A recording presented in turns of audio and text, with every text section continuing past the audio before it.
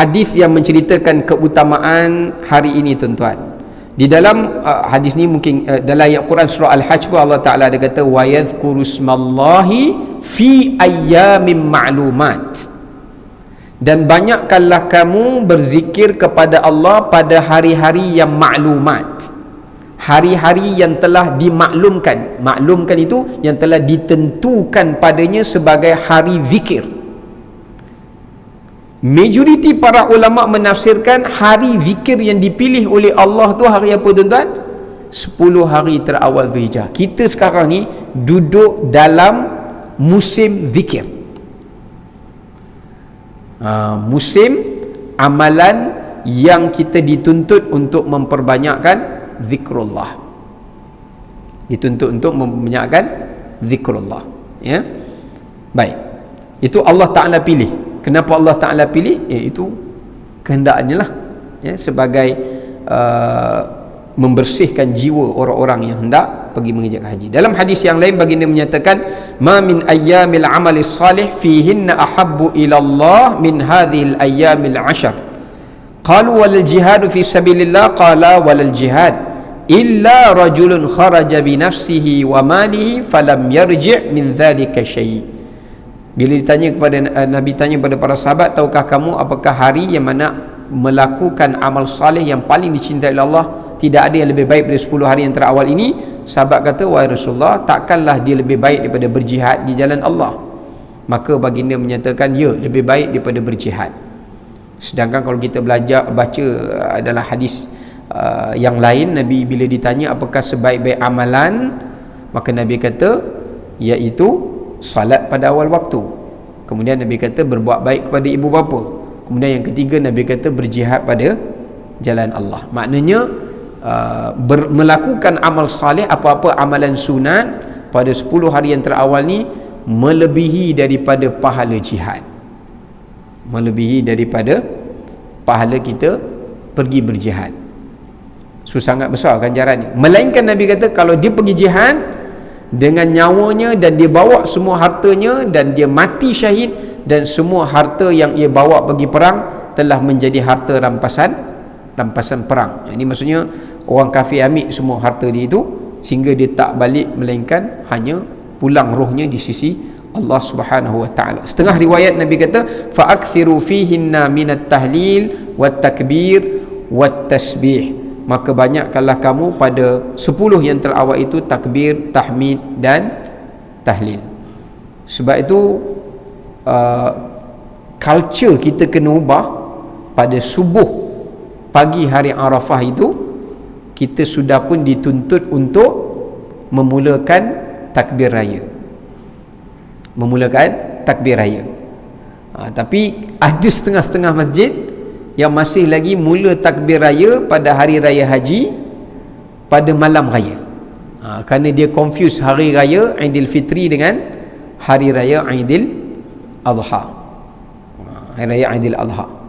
Kenapa bermulanya takbir itu secara spesifik pada hari Arafah, sedangkan hari zikir itu sebelum hari Arafah lagi, hari pertama sampai hari ke-8?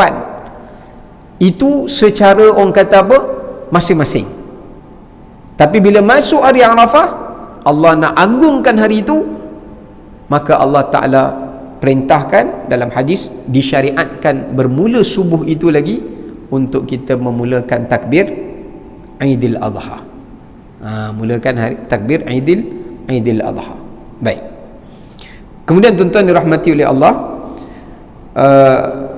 antara sebab kenapa 10 hari yang terawal itu juga dimuliakan oleh Allah kerana kemuncak klimaksnya adalah pada hari Arafah itu.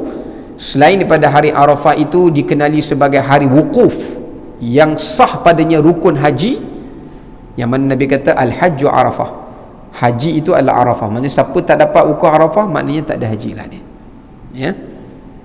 Kerana di sana ada satu hadis Nabi bersabda dalam riwayat Ahmad, baginda menyatakan ma min yaumin aktsaru 'indallah min 'itqi ayyatiqallahu min ibadihi minan nar min yaumi Arafah. Baginda menyatakan tidak ada satu hari yang paling banyak Allah merdekakan hambanya daripada api neraka melebihi daripada hari Arafah. Maknanya tuan-tuan, kita kena tahu satu benda. Dalam hadis Nabi kata wazalika fi kulli lailah. Allah buang senarai ahli neraka pada setiap malam-malam Ramadan. Tapi Ramadan dah berlalu lah. Ada orang nama dia lepas berlalu Ramadan, nama dia dalam senarai neraka tu belum di-delete lagi. Maka Allah Ta'ala bagi peluang kali yang kedua untuk memerdekakan hamba Allah itu yang tak masuk dalam kota bulan Ramadan supaya masuk dalam kota bulan Zulhijjah untuk mendapat kemerdekaan daripada api neraka Allah itu. Maka Allah berikan peluangnya hanya tertumpu pada satu hari, iaitu pada hari Arafah. Sebab itu baginda menyatakan, para ulama menyatakan, satu hari dimerdekakan hamba Allah daripada api neraka, satu hari di hari Arafah tu menyamai equal kepada 30 malam pada bulan Ramadan. Setiap malam Ramadan Allah merdekakan. Berapa jumlah? Wallahu ta'ala alam. Tapi 30 malam pada bulan Ramadan Allah merdeka kepada api neraka. Allah kompreskan, kumpulkan semua itu, jumlahnya itu dalam tempoh satu hari pada hari Arafah. Itu yang disebutkan bahawasanya tidak ada satu hari yang lebih banyak Allah memerdekakan hambanya daripada api neraka melebihi pada hari Arafah. Kenapa? Selain daripada Allah merdekakan, Allah berfirman, wa innahu layadnu thumma yubahiya bihimul malaikah. Allah menghampiri hamba-hambanya yang sedang berwukuf di Arafah, dan ketika itu Allah berbangga-bangga di hadapan para malaikat. Yang kita yang tak dapat pergi ni pun Allah bangga jugalah. Kalau kita puasa hari Arafah tu, kita pun buat amal soleh pada hari Arafah itu, ya. Dan Allah dan para malaikat berkata, fayaqul ma arada bihaula, wahai Tuhan, apa yang kau ingin daripada hamba-hamba kau ini? Maka Allah SWT menjawab, wa huwa yaumun maghfiratu dhunub wa siyamuhu yukaffiru sanatain. Ia adalah satu hari sebagai pesta hari keampunan dosa, hari bonus. Dan hari yang mana puasanya itu diampunkan dosa selama 2 tahun, yakni sanatun qabliyah dan sanatun ba'dah, yakni setahun yang selepas sebelum dan setahun yang kemudian. Itu package yang Allah Ta'ala berikan, keutamaan kemuncaknya itu pada hari Arafah, ya. Dan ditutupi kemuncak itu dengan hadis Nabi SAW yang mana baginda bersabda, a'zamul ayyami 'indallahi yaumun nahar thumma yaumul qar. Hari yang paling agung di sisi Allah Ta'ala, hadis kursi, hari yang paling agung di sisi Allah Ta'ala daripada sekalian hari adalah hari nahar, iaitu hari Aidil Adha. Sebab itu tidak ada satu amal salih yang lebih baik dilakukan pada hari itu melebihi daripada korban. Yang peliknya, ada orang dia datang sembahyang raya, korban dia tak buat. Pasal dia rasa amalan paling terbaik dia buat hari raya Aidil Adha tu adalah sembahyang raya. Sedangkan ada hadis Nabi kata, man wujida sa'atan falam yudahi fala yaqrabanna musallana. Siapa ada kemampuan tapi dia tak buat korban, jangan datang masjid aku. Bukan masjid lah, tempat solat raya, musalla. Jangan datang sembahyang raya. Maknanya kalau zaman Nabi nampak datang pakai kereta gah, tanya, korban masuk tak?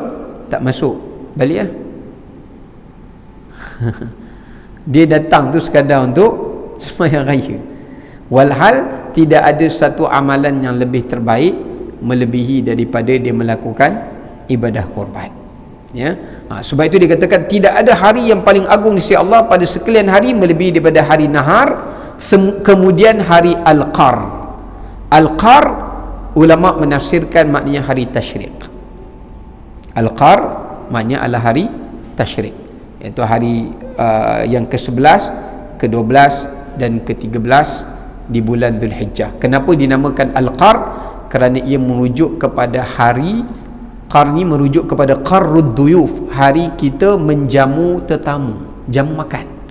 Sebab tu dalam hadis yang lain Nabi kata, jangan kamu berpuasa pada hari makan dan minumlah kamu pada hari Tasyrik itu, dan Nabi larang untuk kita berpuasa. Ya, Nabi larang untuk kita berpuasa.